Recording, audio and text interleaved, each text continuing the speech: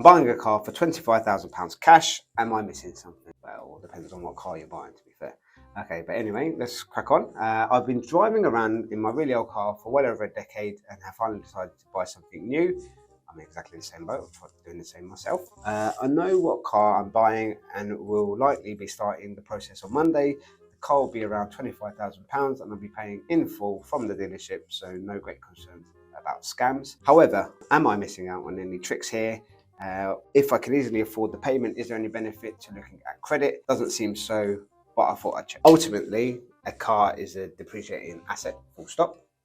If you take on credit, you're going to obviously end up paying more with interest. The only caveat I can see here is if, for example, say a larger lump sum was used to say buy an alternative investment where the returns are greater than the interest rate. So ultimately, you're not, because it's a depreciating asset, so you're not missing a trick. It all depends on whatever suits you more financially.